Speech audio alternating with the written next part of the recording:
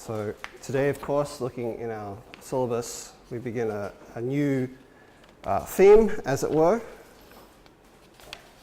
Right, so we began our first few stories focused on that topic of folly and madness, and we saw that I chose these stories in that theme as being a good way of introducing you to some of the central ideas of romantic fiction and romanticism, given that one of those central themes tends to be that of focusing upon the emotions, upon the more irrational or illogical side of humanity.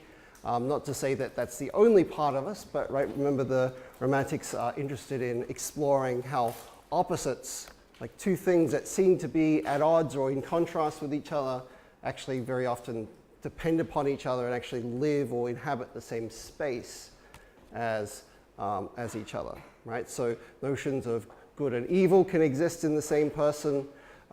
Duty and pleasure, like we saw in the Don Juan character in Balzac's story, and all these different kinds of opposites, right?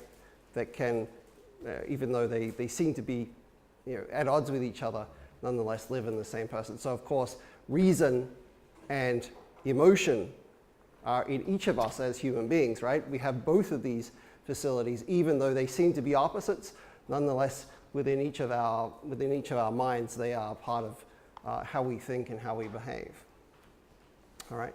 So far we've had stories from American authors, a French author, a Ukrainian Russian author, and a couple more American authors. Today, of course, our author, Heinrich von Kleist, is from, right, he's a German author, yes, right, remembering that our modern notions of the nation state are relatively new, right? So Germany, when he was living and writing, did not exist as a unified country. It was still a series of states and provinces. It wasn't unified until 1871, but we nonetheless still use this term of German, right?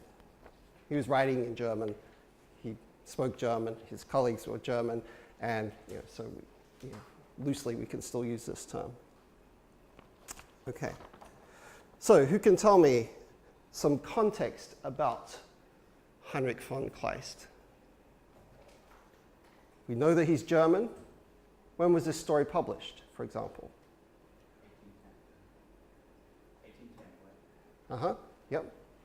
So how close is that to the end of his life?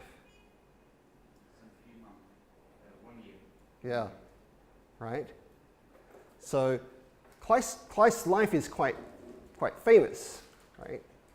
Because one of the things that you'll find about many of these romantic writers is that just as we saw that there are certain values of romanticism, extreme emotion, maybe not so much engagement with nature, although sometimes, but certainly the misfit individual, a lot of these things tend to describe the kinds of authors who were writing in this time period, right? So, one of the other authors we read, Edgar Allan Poe, for example, was an alcoholic. He drank himself to death, basically, right? He died at 40, right? So, relatively young, right? He didn't live until old age. He lived a very wild sort of life, and troubled sort of life too. Like he was adopted and he didn't get along with his adopted parents, all sorts of things like that, right? So, Heinrich von Kleist, well, he also lives a very troubled kind of life, right? He serves in the army for a while. He goes to university. He then decides to, after he spends a little bit of time working, he decides that he's going to pursue his studies more intensely. And he has one of those very stormy, passionate kinds of romantic dispositions, kind of personalities, right? So famously, very famously, toward the end of his life, he meets a young woman by the name of Henrietta Vogel, and she's dying. She's terminally ill, right? She's going to die soon anyway, and she asks him if they will have like a suicide pact together. And so they spend a night partying all night, and then they go out onto the lake, and he shoots her and then himself. Right? I think he was 34 when he died. Right? So as you can see, just from like the story of Kleist's life, in many ways, he reflects like not just a romantic disposition, but he's almost like a romantic character, right? And because he was relatively young when he died, he didn't leave a whole lot of writings behind. As you can imagine, he wrote some famous dramas, right? A couple of comedies, tragedy, and so on. And this series of short stories, right? I think there's eight in total, right? So you think a famous author who only wrote 8 stories, that seems like, you know, not a lot for someone, but of course the high quality of these stories is what has made him famous. Right? So Kleist is remembered both for this dramatic life that he lived, right? This romantic style life, just like many other romantic writers did, right? So this is particularly prevalent if you study like some of the English romantic poets, right? So Percy Shelley and Mary Shelley, his wife, both died very young, dramatic lives. John Keats died in his mid-20s. Lord Byron in his mid-30s, right? All these very dramatic and exciting, but nonetheless very flawed kinds of lives that many of these romantic writers led. So Kleist fits this kind of character, right? He's that kind of misfit individual that we see in a lot of stories. Okay, so let's then go over a quick synopsis of what happens in our story. The title itself is quite important, right? So even though I abbreviated it there in the introduction to just Saint Cecilia, of course it has I gave you the full title in the reader of Saint Celia, or The Power of Music, and then the extra subtitle there of A Catholic Legend. Right. And like some of our other stories that we've seen, this story is not set during the author's lifetime. Yeah. There's one thing about the translation of the title. Mm-hmm. In German, it's Die Gewalt der Musik, which is to me literally more like the violence of music. The violence of music? So it's a bit strange to call it power. That Uh-huh. would be another word in German, but it could be maybe even more like violence. Okay, it's good to keep in mind when we're talking about this, right? Is it like that idea of, and especially when we come to talk about our story for our next class too, that the word passion in the title of our next story, The Passion in the Desert, also has that kind of double meaning, right? It has the meaning of both passion as in love and so on, and also of suffering, right? So there's this kind of extra meaning from the German. Okay, yeah. So the full title, Saint Cecilia, or The Power or the Violence of Music, A Catholic Legend, right? So we're told that this is a religious story, and it's not set, as I said, in the 17 or 1800s during the author's lifetime, but instead is set when? 16th century, which means the 1500s, the late 1500s, right? And of course, we'll see in a moment why this is significant, right? Why it's important. Okay, so we see that there are 4 brothers who are all from Germany, right? They all had studied at Wittenberg, and we'll see in a moment too why that's important. And they meet in Aix-la-Chapelle, which is the English title for a German city in the west of Germany named Aachen, and we'll also talk about that location too. Right, so there are 3 brothers who had studied at Wittenberg, and then another who had been a preacher in Antwerp in Belgium. Right, so they hear about an inheritance that they're going to receive and so that's why they come to this town. And when they arrive there, they hear about a festival that the local convent is going to hold, right? And they decide that this is their chance to engage in some vandalism, basically, right? And we'll see that there's a certain logic behind why they would do this, right? There's certain religious tensions that are going on at this time. That means that there is a sort of conflict between Protestants and Catholics that would lead to this kind of mindset. So at the inn where they're staying, they make a bunch of new friends, and their new friends decide that they're going to join in, right? There's going to be a whole bunch of them. They make this plan to go and smash up, like not only stop the parade, but also to destroy the convent, right, where the nuns are living. The nuns in the convent, they hear about this plan, and they go to the authorities and they say, you know, to the police, oh, can you help us? You know, we've heard that there's something going to happen. And the police are not sympathetic to them. They're actually sympathetic to the vandals, the rioters. And so they say, oh, no, you're making this up. There's nothing to worry about. Everything's going to be okay. Go ahead with the parade. It's all going to be fine, right? And so the leader of the convent decides that she picks out a piece of music. They're going to, you know, play this for the public at this service, and it's going to be led by, initially it's going to be led by Sister Antonia, but she falls sick, right?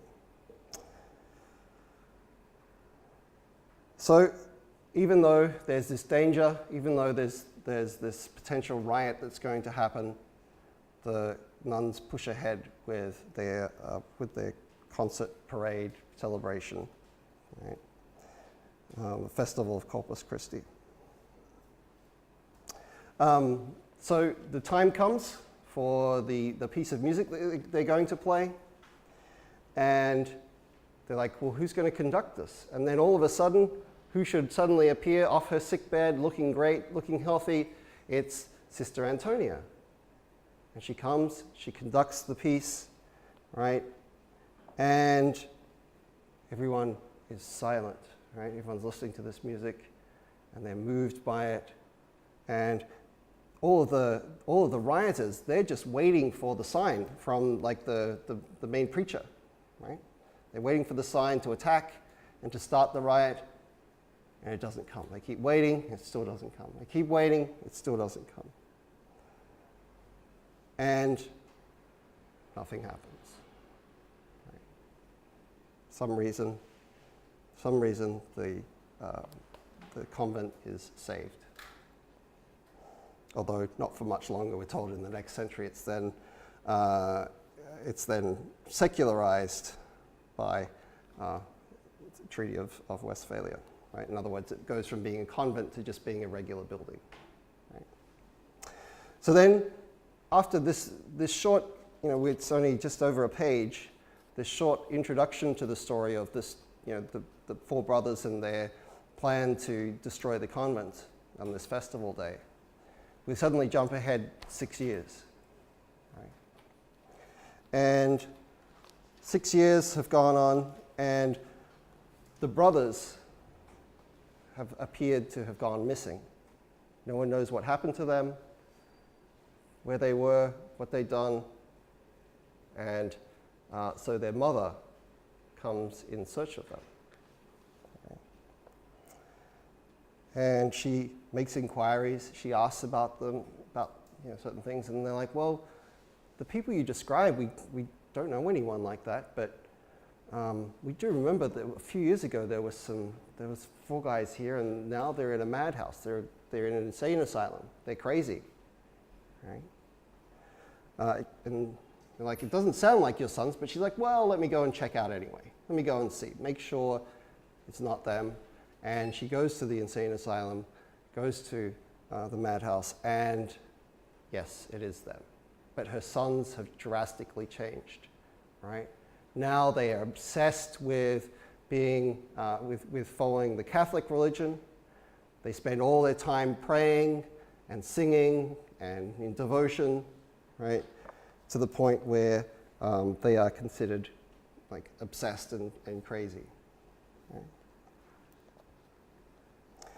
So she goes, the woman then goes to see other people in the town, right? She goes to see a celebrated cloth merchant, right? And he talks to her about what happened on that day, right? And how like he was going to be one of the rioters originally, and now he's older and he's gotten married and he's had children and he's calmed down. And he tells her about like what was going to happen, right? How the brothers had laid down this plan, and but as soon as the music began, as soon as they heard the music from the nuns, they put down their weapons, and they suddenly seemed to be extremely moved emotionally, started praying, and of course, this led to the group that was going to attack disbanding. They lost their leaders, so they didn't know what to do.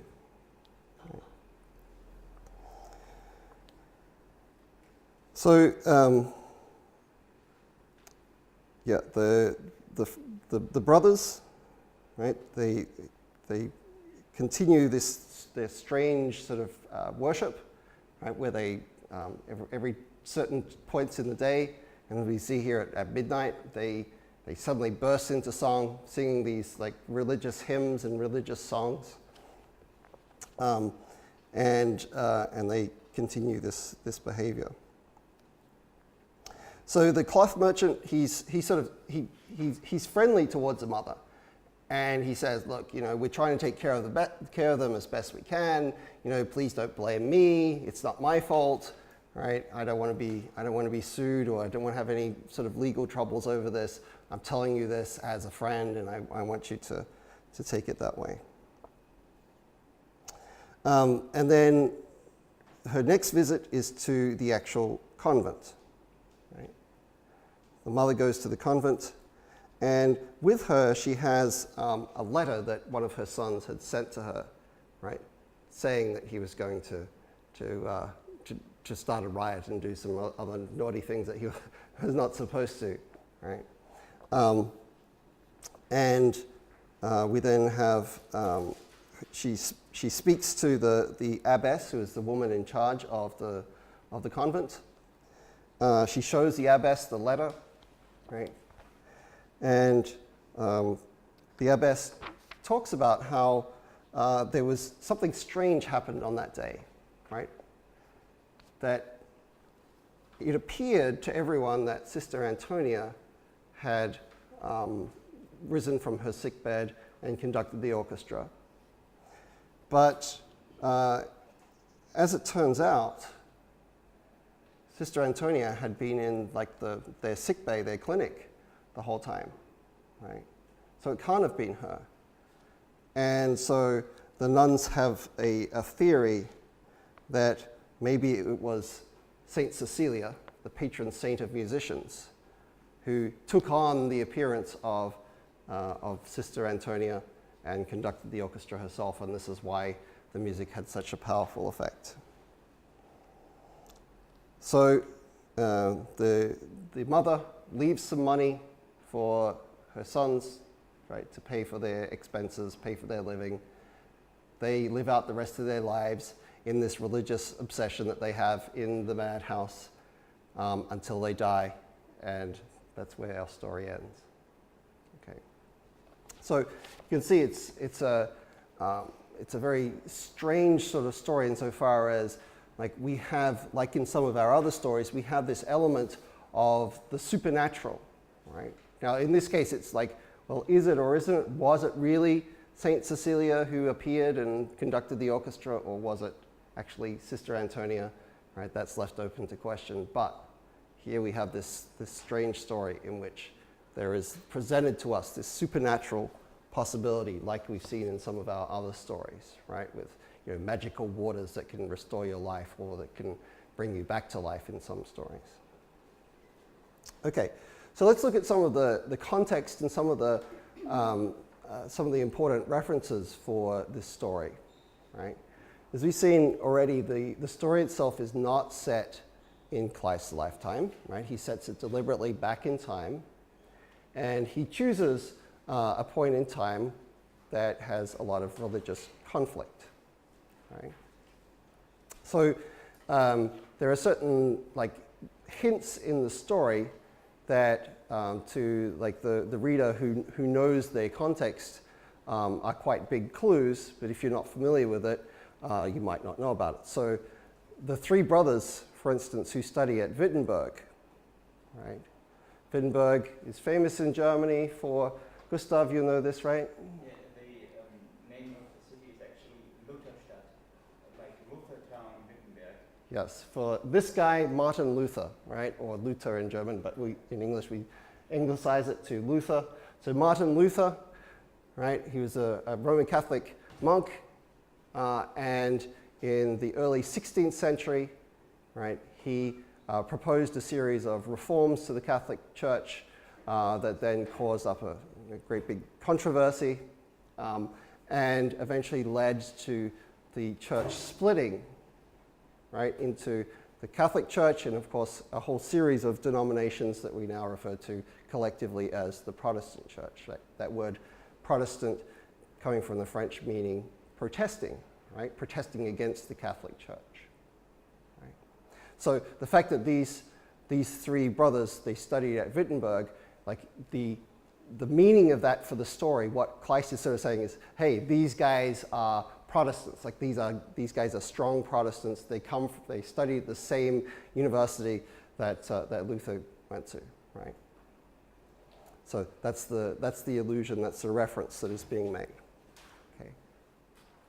Now, the outcome of the Reformation, right, of this split from because previously the dominant or the only church in Central and Western Europe had been the Roman Catholic Church, right? Up until that point. Whereas there was a huge shift in power, right? This wasn't just about religion. This was a huge shift in political power that occurs in Europe in general, right? That causes all sorts of problems, in particular political problems that are coded as religious problems or religious conflicts, but really they're ultimately political ones, right? So one of the most famous sort of examples of this happens in England, right, where Henry VIII, King Henry VIII, he wants to get a divorce. The Pope says no, and so he says, well, I've suddenly had a religious change of mind. I'm suddenly going to be Protestant, right? And of course, he didn't do it for religious reasons. He had absolutely no interest. He was a staunch Catholic up until that point, up until the point the Pope said no to him.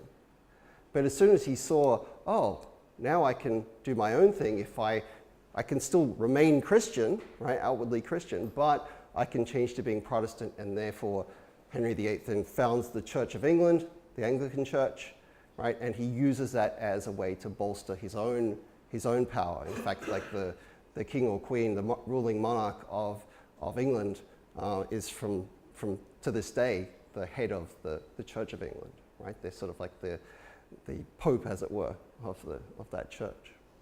So this happened also in many other places within Europe, right? Is that the Protestants were not only a matter of religious change, right, but also many princes, kings, rulers saw this as a chance to enhance their own power by going Protestant and therefore taking the money and the power that had once belonged to the Catholic Church.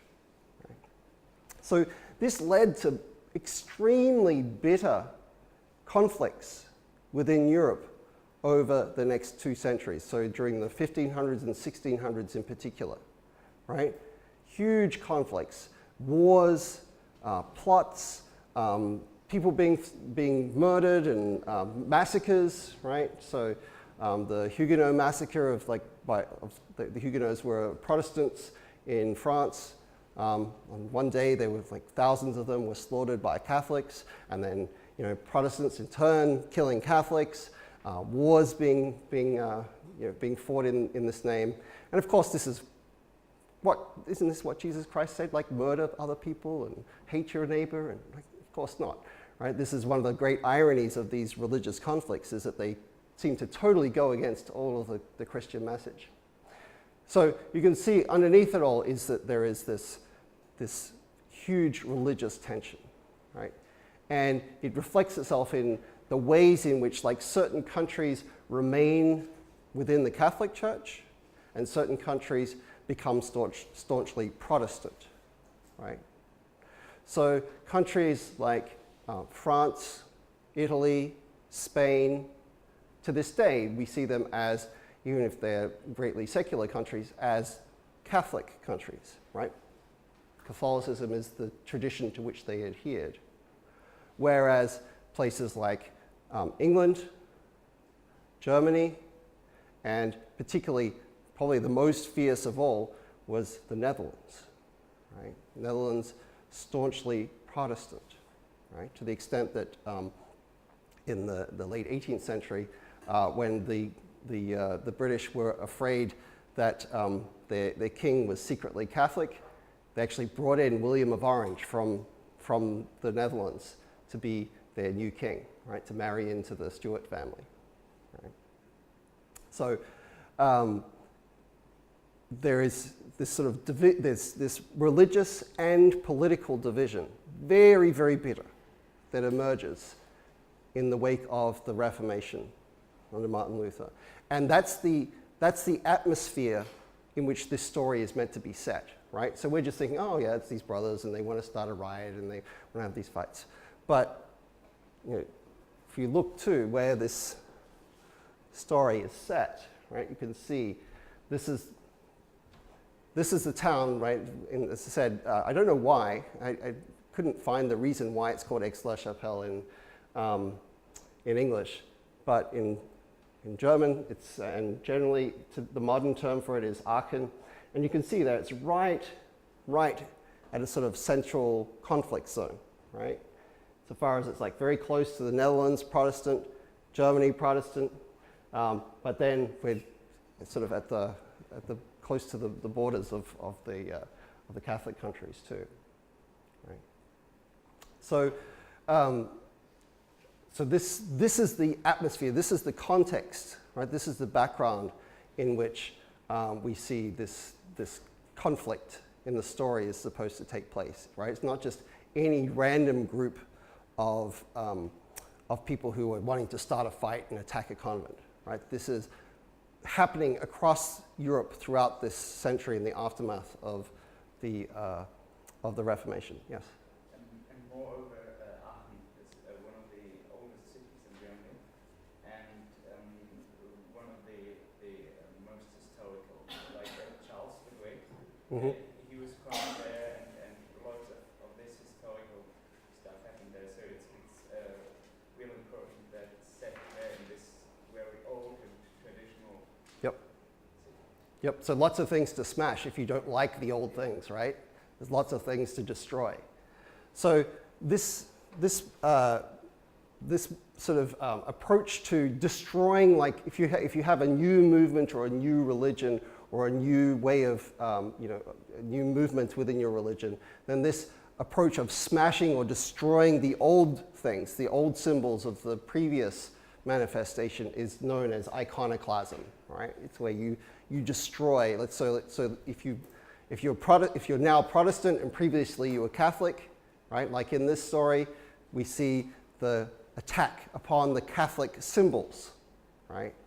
And treating them as basically the idea is of the Protestants was that a lot of these Catholic works of art and architecture and so on, they saw it as being not as being true Christian, but as being idols, right? Of being false representations of the religion. Yeah. It's about, is it the third or fourth command? Second. The second, yeah. This is another thing you mentioned. I think the command can make an image of God, and this is why this especially happened.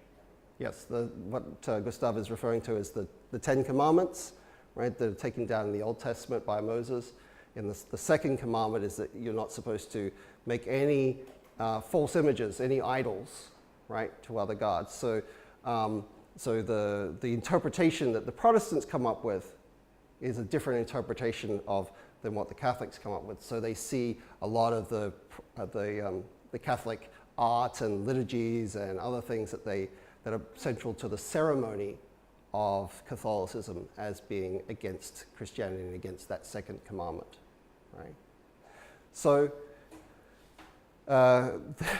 the irony, of course, is that even though you might interpret this as being against the second commandment and against God's word, the whole approach of then going and smashing things is not particularly in line with the principles of what Christ teaches either. And in particular, we can see this in the way in which the four brothers, right, they're new in town, but suddenly they've made these 200 or 300 friends, right? And they're not really friends, are they, right? They're staying at an inn, and the inn itself is usually used as a sort of a shorthand in a lot of order literature as a place for troublemaking, right? It's a place for drinking. It's a place for where things that are not so moral often happen, right? Especially because they're often fueled by alcohol, right? So we're the way in which the story is told, we're meant to be skeptical as to how truly religious the attack on the convent is, according to these Protestant religious, or how much of it is just these people let's go destroy something, let's have a riot, let's have some fun, right? It's sort of the mindset that seems to be the real mindset of these people. Okay, so we also see that this story is set during a specific time as well, right? So the festival of Corpus Christi, unfortunately I grew up Protestant, so I'm not as deeply familiar with the various Catholic festivals, but this is held roughly 2 months after Easter, right? And it's a sort of, the Corpus Christi is of course the body of Christ. It's a Latin term for the body of Christ. And so it's a sort of a celebration of the Eucharist or communion, right? And usually, you can see there the painting depicts a sort of a Corpus Christi parade. It's traditional for the Pope on that day to lead a parade through the Vatican City and to celebrate this particular event, right? So it's sort of held about 2 months after Easter, and it sort of commemorates again the death of Christ through the communion or Eucharist, right? And in particular, in this time, it's centered upon another religious debate that was very big at this time, which has to do with the notion of, you may have heard this, of transubstantiation, right? And this is what Catholics still believe, is that when you have the bread and the wine, right, at a communion or Eucharist, that when the priest blesses this, according to the Catholic tradition, it literally becomes the body and blood of Christ, right?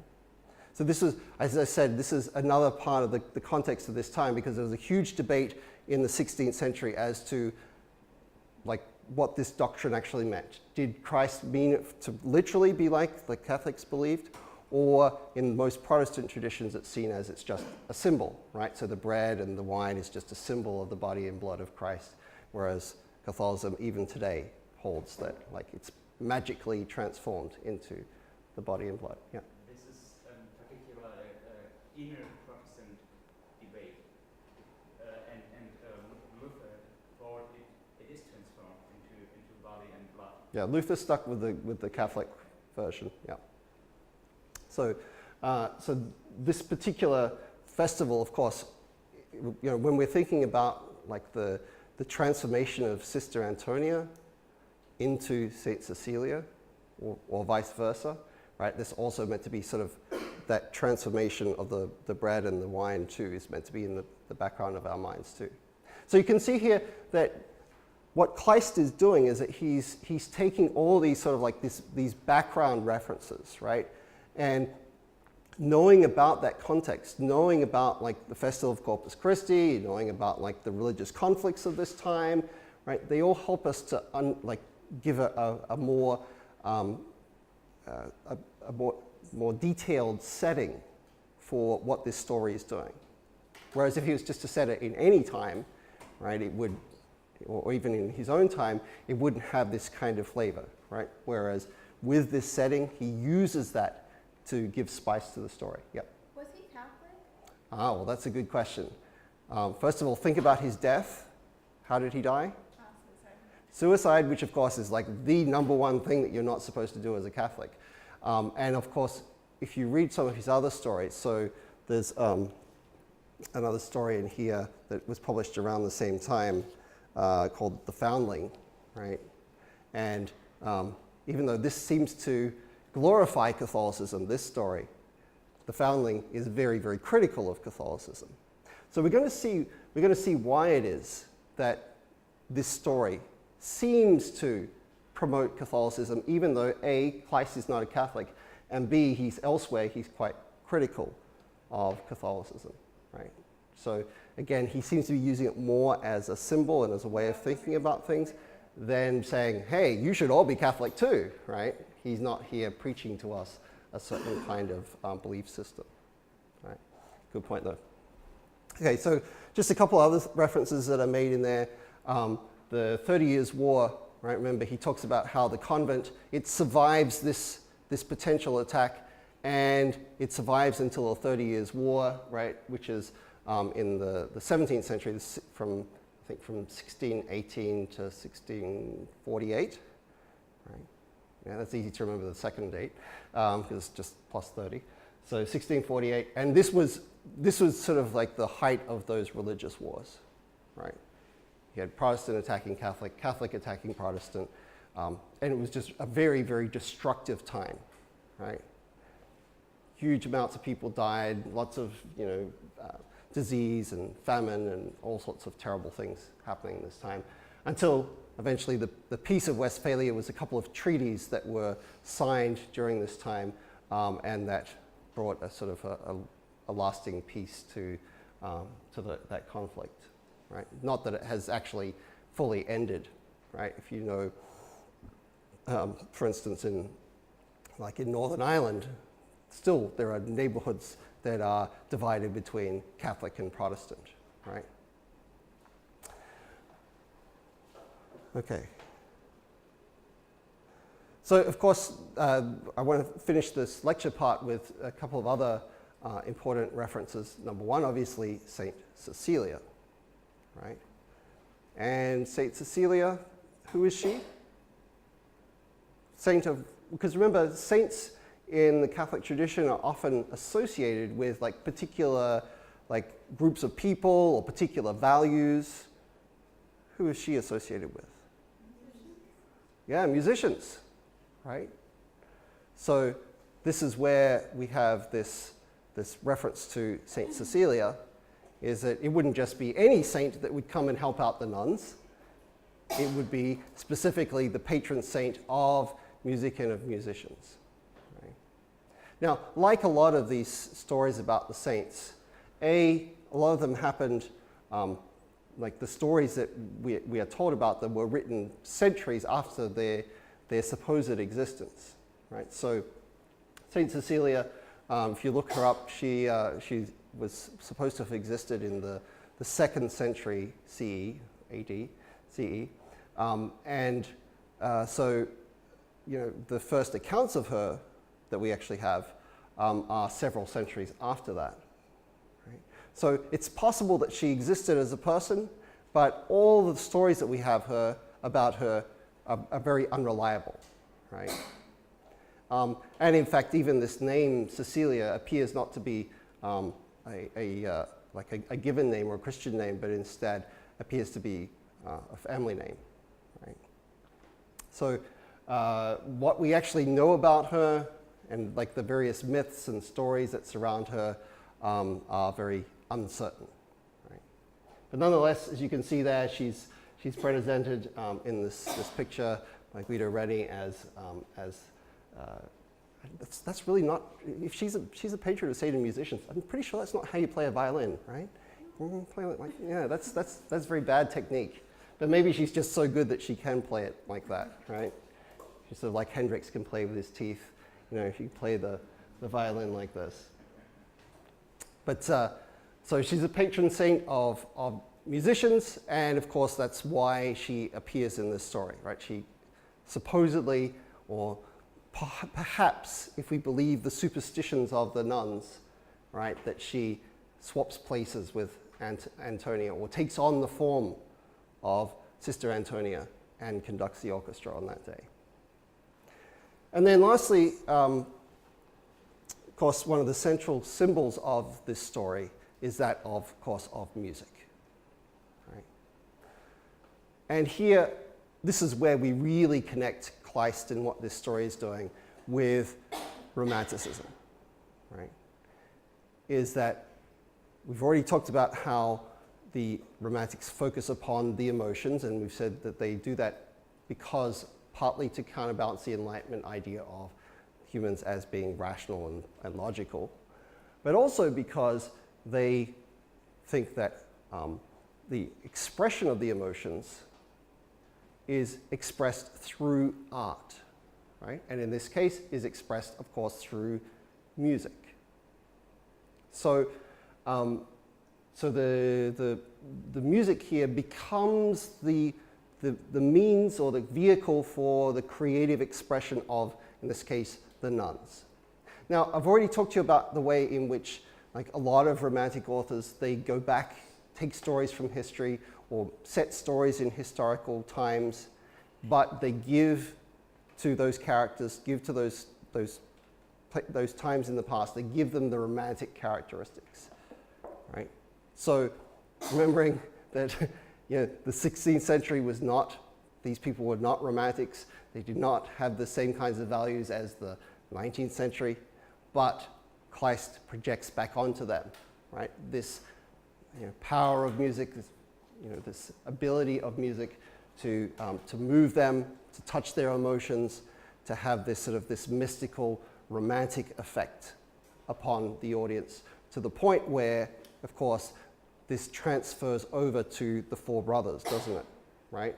And the four brothers, they appear to be moved not by God, not by religion, but by art, by the music, right?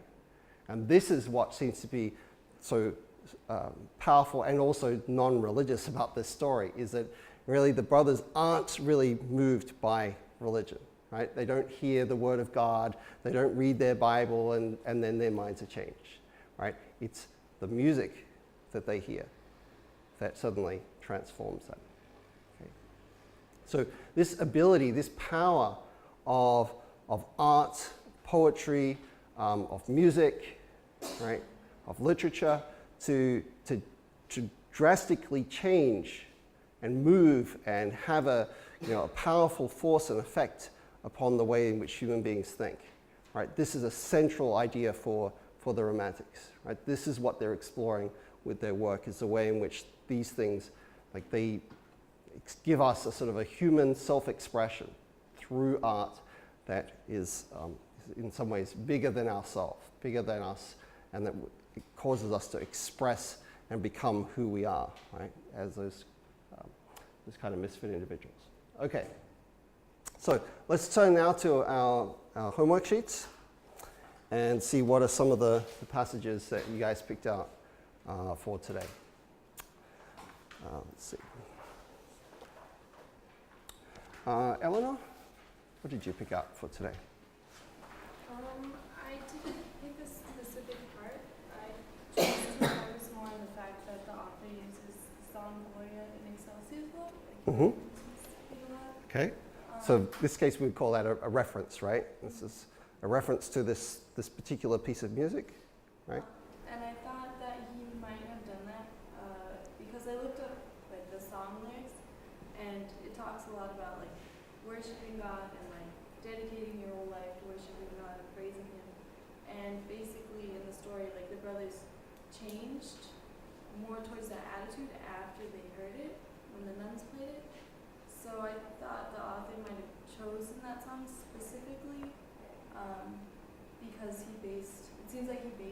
brother's legs on that song, kind of. Mhm.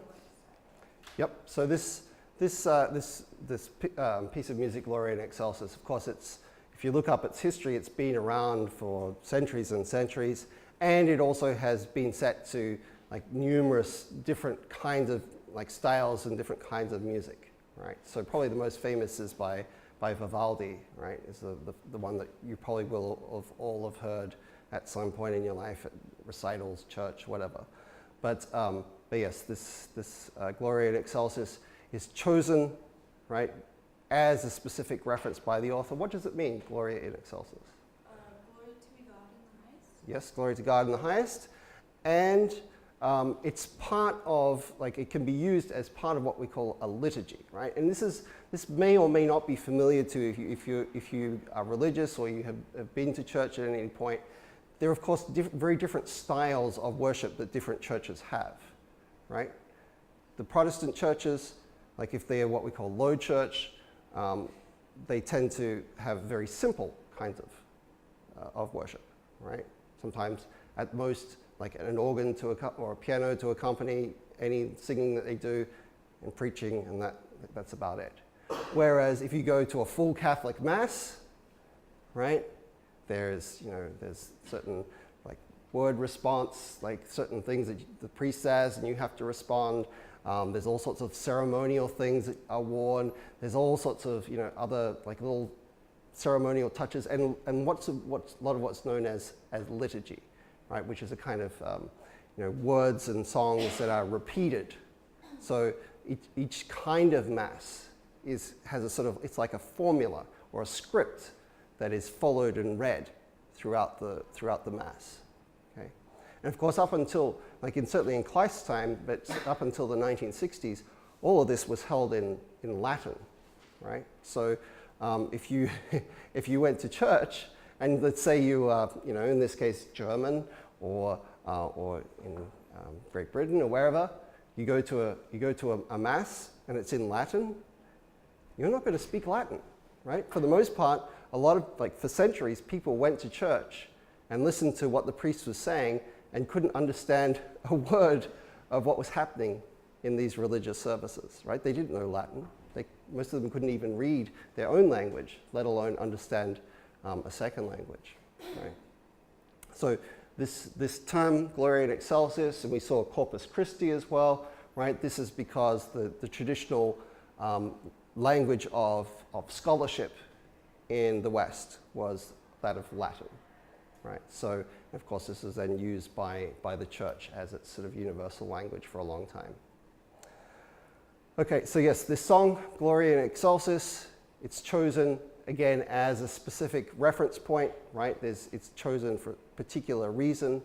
And what we notice too is that, as I said before, the brothers, their mind is not changed by, oh, I've had a logical argument, oh, I've read a Bible verse, or I've come to some particular rational reason why I should switch suddenly to this other version of religion. Instead, it's through this music, isn't it? Just hearing the music, it's not something that engages their logic, instead it's something that engages their emotions, right? This is what moves them and then leads to this drastic change. Okay, Jan? I picked the part where it says on page 60, began to sing the Gloria in Excelsis in the most hideous and horrid voice. I chose this part because there are many scenes where people sing the Gloria in Excelsis, but this part I thought it was the most important because it was sang in a normal atmosphere, Yep. like in kind of scary way. So I assume that the latest 4 songs became kind of mad when to sing this song.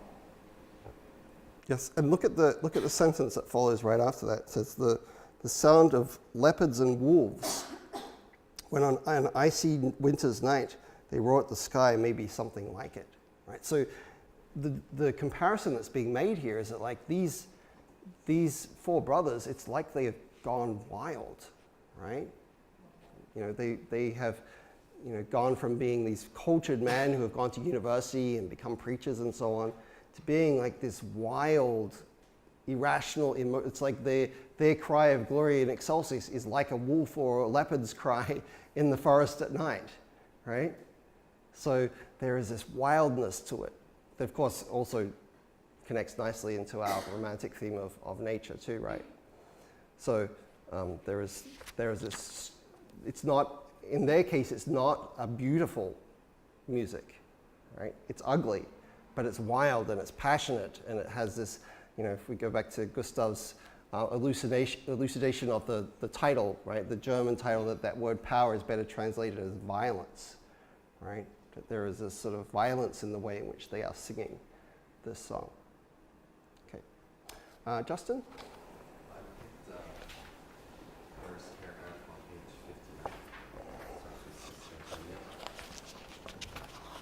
I thought it was important because, like, before described, she's supposed to be like really sick, or she couldn't like do anything.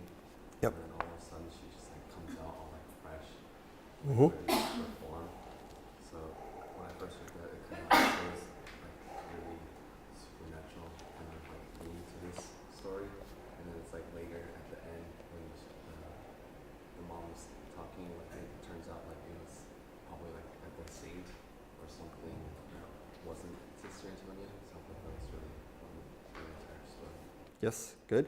Now, there's something curious about the abbess's explanation at the end, is that like throughout the story, the emphasis has been upon like accepting things upon emotion, right? And so like the brothers, their mind is changed by the emotions, the powerful emotions that they have from hearing this music, right? And in this moment, right, we're not sort of like trying to rationalize, oh, Sister Antonia, she's come from her deathbed, or her sick bed rather, and she's now conducting this orchestra. Like, notice what the abbess does is that she does the opposite, right? She rationalizes it. She tries to turn something that was this mystical, strange, difficult to explain experience of Sister Antonia suddenly appearing well, and she does the opposite. She turns it into something that is rationalized and explained away, right? So this is something that, you know, again, we see the Romantic authors, they play around with this too. Just like we saw Poe playing with the lines between what is real, what is imagined, right? So too, the abbess, she can't really give any evidence for this. She can't really explain it, but her explanation becomes this sort of mystical, superstitious, right? Oh yes, it must have been Saint Cecilia who suddenly appeared and took Sister Antonia's place, right? Whereas to the brothers, for instance, do they care? They care if it was Sister Antonia or Saint Cecilia or anyone? No, to them it was not about who did it, but rather about the power of the music. Right. Good. Minho? I choose the last two paragraphs. Mm-hmm. I thought the purpose of this novel is giving readers a moral. Mm-hmm. So Okay. And what's the moral? By the way, short story in this case, not novel. It's much longer, right? So novel is a longer piece of prose, whereas this is a short story. So yes, so purpose, or the moral of this short story you thought was? I think the moral of this story was published in order to teach the greatness and the holiness of Catholicism. Okay. By showing this anecdote. Okay. Because the mother of four brothers is deeply moved by the utterance of the abbess and returns to Catholicism, not Protestantism. Yep. And moreover, the sons regret their past and sing the song is feeling calm and happy Mm-hmm. until they die. It's true, right? Now, the only problem with that interpretation is that it's only if we read only this story by this author, then your interpretation seems absolutely right. But then if we were to look at this author's life and the other things that he wrote, then we might have to start to question, right, that because there are, as I mentioned in the lecture, there are other of his stories that are definitely very critical of the Catholic Church. And of course, even the way in which he dies, right, the way in which the author dies, killing himself, is one of the absolute worst things that you can do if you were a Catholic. So Christ himself was not Catholic, but what he's connecting here with is that he's using certain elements of the Catholic religion that he sees as connecting with his romantic ideas, right? So now I have a question because Yep. if his thinking is different from the Catholicism, then why he wrote this novel like this? Because he ends with agreeing with Catholicism.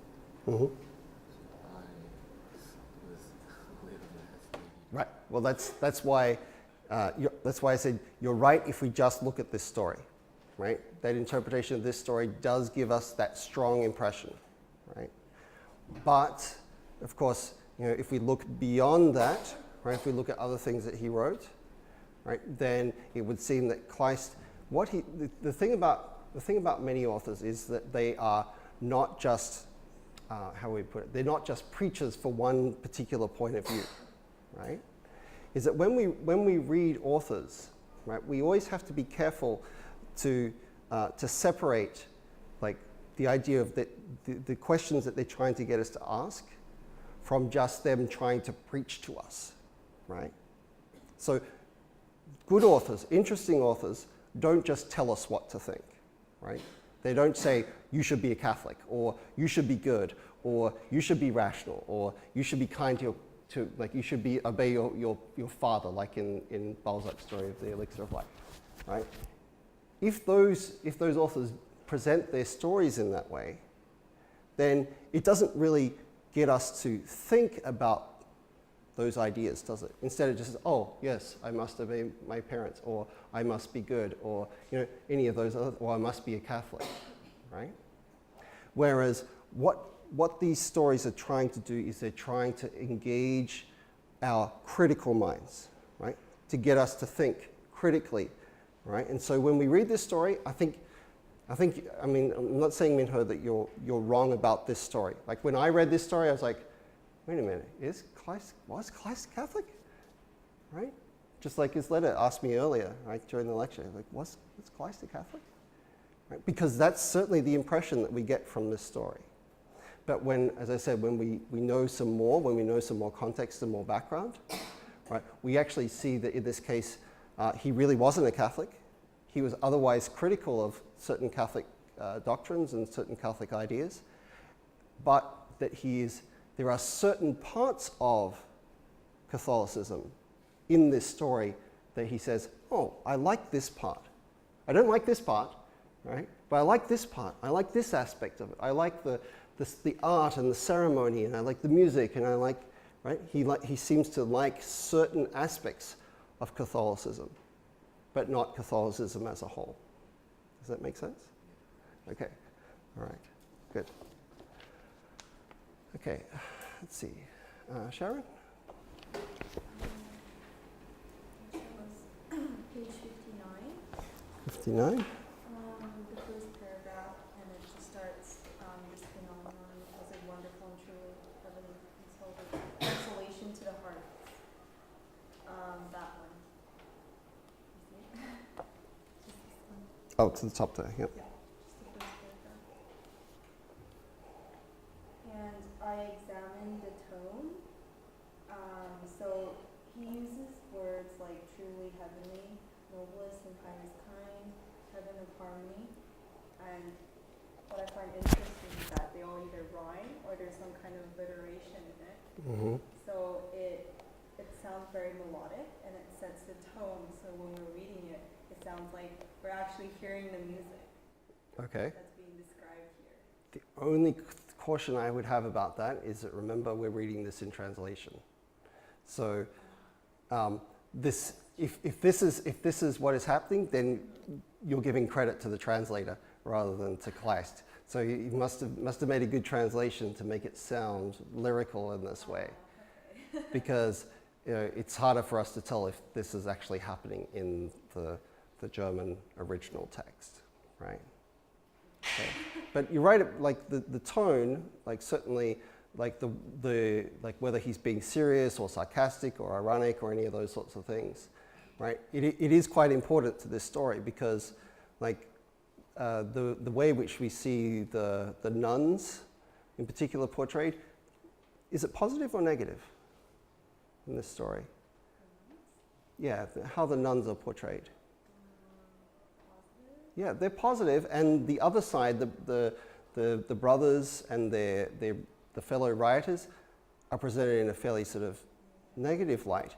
But it's not just purely negative. There's a sort of an ironic edge to the way in which they're portrayed, right? Is that they're portrayed as like they see themselves as these like the good guys coming in to smash down the old idols. But the way in which the broader motivations of them is presented is that, oh, really, they're just out to like, just have some fun, right? Just like, yeah, let's go smash some stuff, right? Is the real motivation of the rioters. So a lot of the first paragraph there has that sort of that sense of underlying irony, and that is contrasted with the passage that you chose, where like the nuns are presented as being like truly pious. They are good women, right? They are like there's nothing sarcastic about it, right? He genuinely seems to present them as being like the sympathetic characters in this part. And the same when we return later in the story, right? We see the rioter, the cloth merchant that the mother talks to, right? Again, he's presented rather ironically, right? The only reason he's so friendly to her is that like he tells her the story and he's like, please don't sue me, right? Please don't get me into trouble. I'm being friendly to you. I'm telling you the story. Don't get me into any trouble. Whereas when she goes to see the abbess is kind. She has like the potential to cause trouble for her family because she shows her the letter that says I was gonna, smash up the place, right? And the abbess could have used this against the brothers and against their family, but instead she very kindly gives the letter back. Right. So the tone, you're right, is it's important to pay attention to that because the rioters, the brothers, and so on are presented somewhat ironically, right? They sort of pretend like they're in the right, but they're clearly in the wrong. They pretend like they're being helpful, but really they're helping themselves. Whereas the nuns throughout are presented as being truly good and truly helpful and truly sort of loving. Okay, thank you. Suryo? Page 60. Page 60, yep. Hand sentence starting with your sons with a simultaneous movement in a manner that surprised us suddenly took off their hats as if overcome by deep, inexpressible emotion. Mm-hmm. In this part, and then also like 4 sentences below. Yep. Like with his hands crossed on his heart and urbanely laying his forehead in the dust.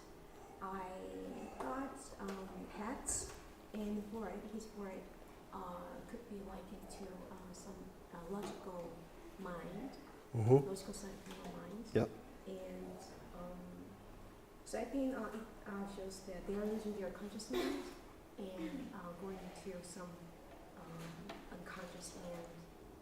Yeah. Yep. Unconscious mind. Because we saw in the Fall of the House of Usher that Poe used the head as being symbolic, didn't he, of like reason, of logic, right? And then it like fell from its throne, right?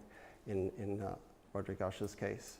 So yes, certainly there is that symbolism could be seen as used. And also the part you read out, if they're being overcome by deep, inexpressible emotion what's the term that we've seen as being used in a lot of our romantic stories?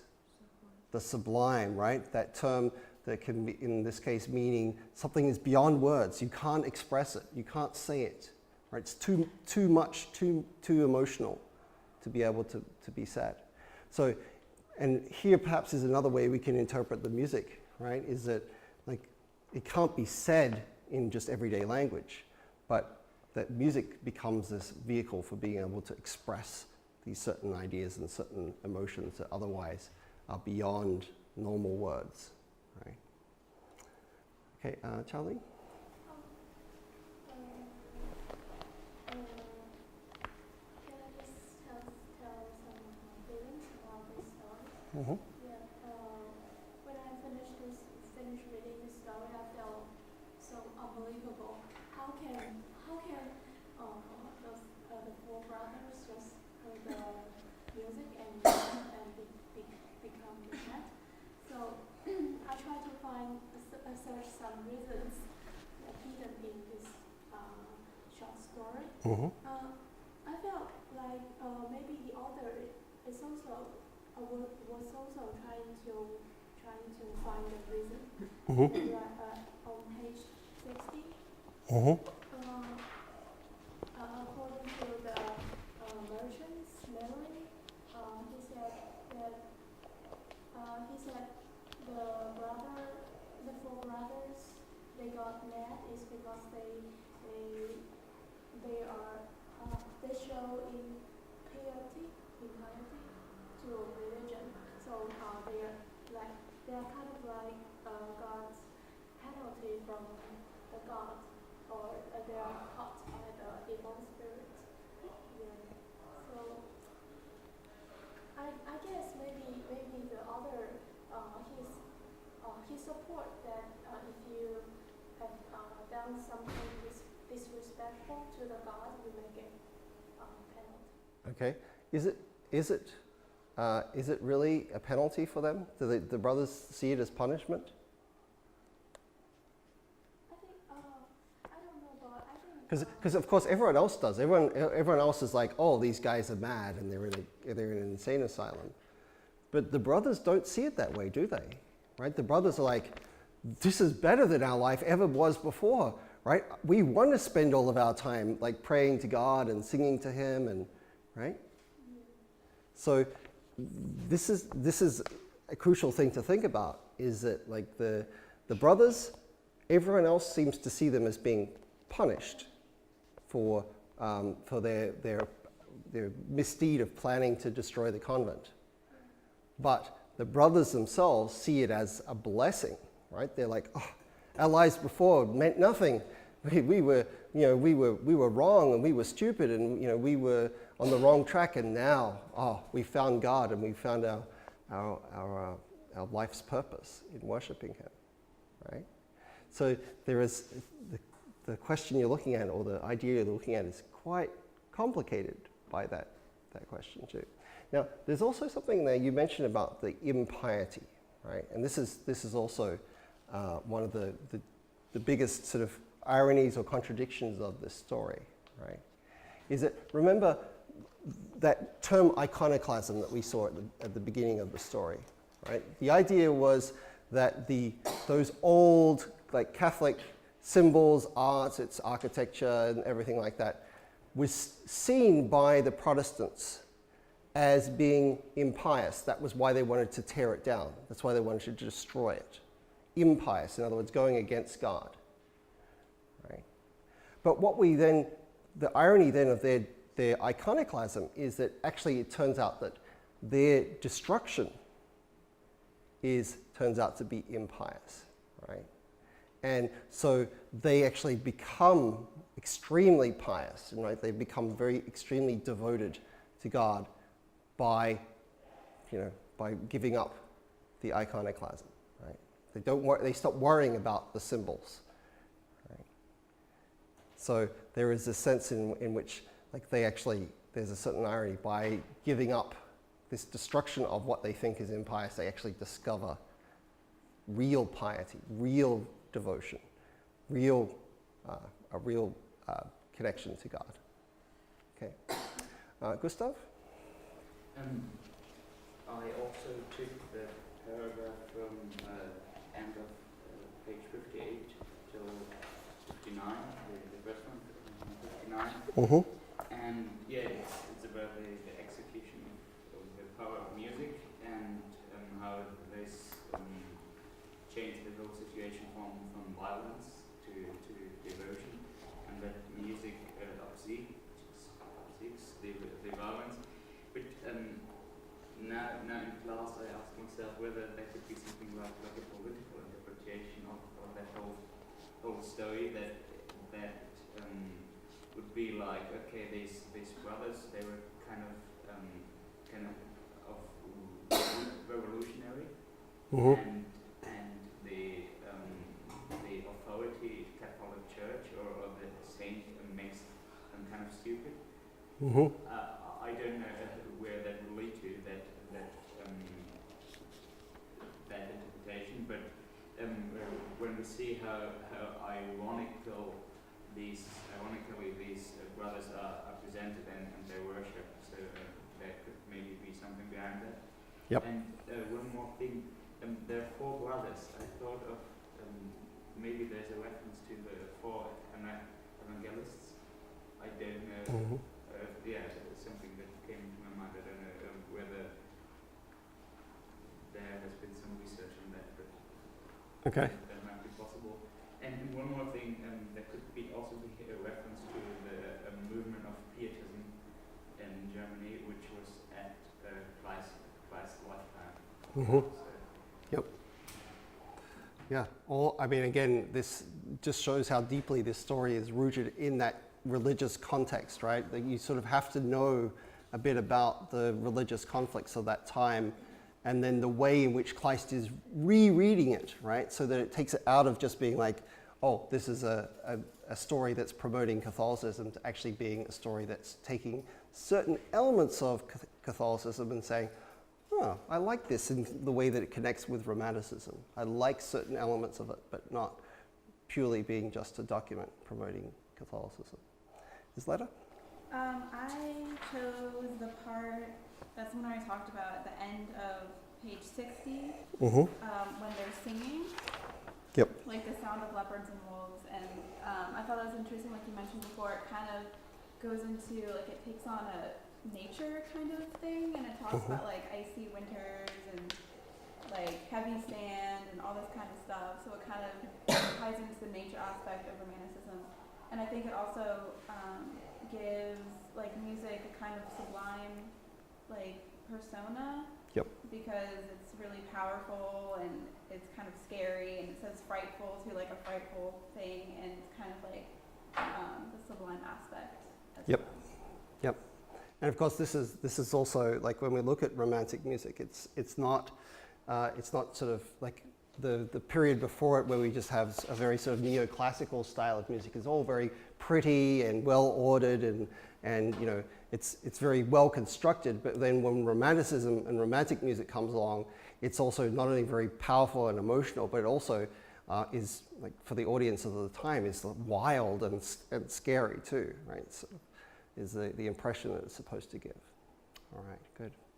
Okay, so as we come to our next story, as I said, look out for the double meaning that we sometimes get in these stories, right? So Passion in the Desert, our next story, also by Balzac, who we read previously, has this double meaning to it. Passion meaning that of like love, right? This love affair that happens between a soldier and a big cat. It's very hard to tell what kind of big cat it is. And also passion, like in the Passion of the Christ, suffering, right? The root of that word actually of passion is the Greek word for suffering. So, okay, thank you guys. See you on Thursday.